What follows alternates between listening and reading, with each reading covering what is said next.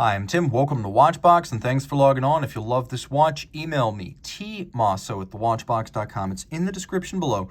Your purchase and pricing email question line for buying this or any watch you see on any Watchbox platform. Please reach out to me directly. Email tmosso@thewatchbox.com for pricing.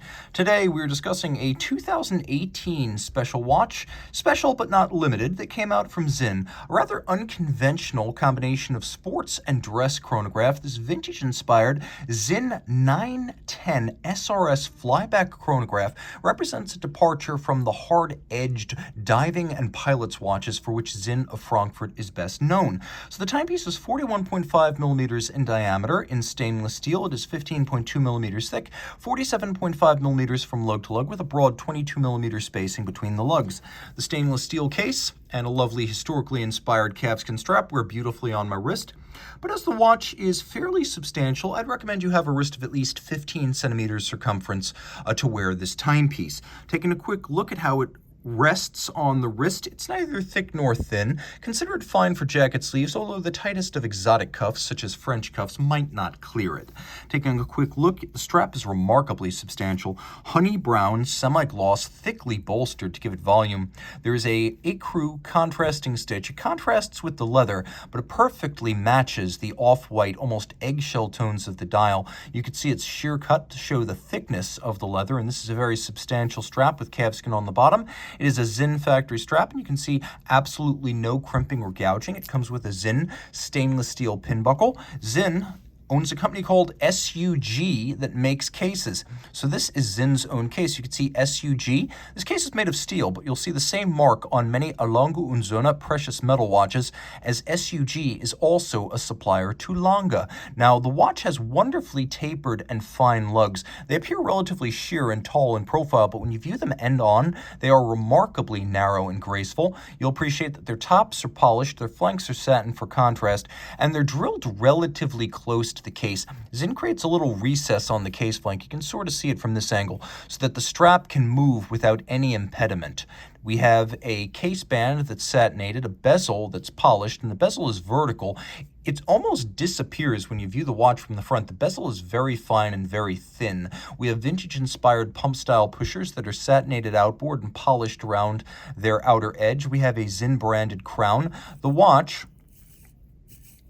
has a crown that is not a screw down, although the watch is 100 meters water resistant. Let's see if I've got enough fire in the system now to operate the Flyback Chronograph. This is one of the advantages of the Sinn 910.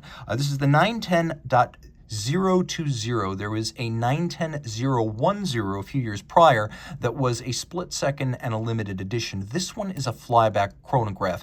It is a highly modified ETA 7750. We'll get into that in a moment, but just remember that you can restart and reset this without first stopping, which is ideal if you're timing events that occur in rapid succession. Now, outboard, you can see there's actually a dual-layer, dual-level, two-tone tachymeter scale, so you can see how it starts with a relatively high calibration of 500 units and eventually works its way all the way down to 30. So we start with speed scales that are best applied to aircraft and racing cars, and then we end with scales that might even be applied to America's Cup sailboats or racing bicycles.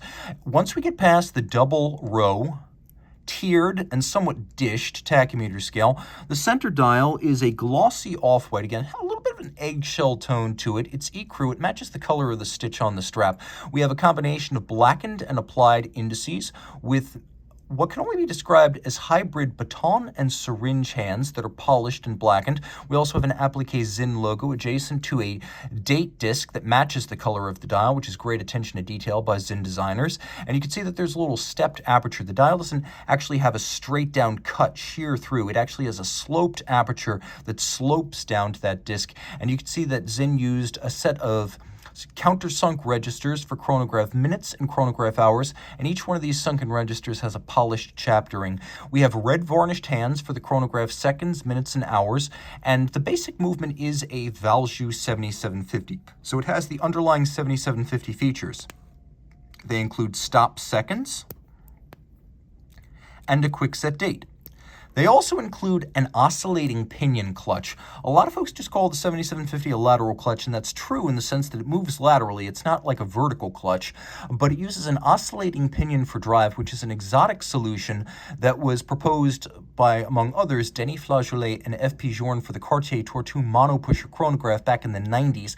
And it's a bit of an exotic feature. So when you start the chrono, when you start with an oscillating pinion, if you push and hold, you rarely get a pronounced jump. It often starts completely seamlessly with no play in the system like you would get with a vertical clutch. So you have an oscillating pinion for the engagement, but what's not standard on a 7750 is the use of a column wheel. And you can see that the cam system that normally selects the chronograph functions on a 7750 has been replaced by a column wheel mechanism with an added flyback function. This work has been done by La Joux-Perret in conjunction with Sinn. You can reset and restart thanks to the flyback, and as you operate the chronograph, there is a decisively more pronounced detent. You can feel the sharpness of it thanks to the column wheel. The cam system in a 7750 tuned well can feel excellent, but not quite as good as a well-tuned column wheel, which is a more traditional and labor-intensive way of building a chronograph. All this is 100 meters water resistant. Remember, the crown looks like it might be a screw down, but it's not. The watch has a movement that's otherwise a top-grade ETA 7750,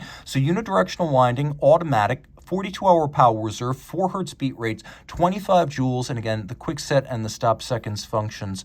It is a good-looking movement, mechanically but handsomely decorated, with a real sense of occasion and a higher grade balance spring and balance in accordance with the top grading of the movement. Sinn doing a lot of tuning of this watch and regulation in-house prior to delivery. Reach out to Team Mosso at thewatchbox.com for purchase and pricing details of this Sinn 910 SRS Flyback Chronograph.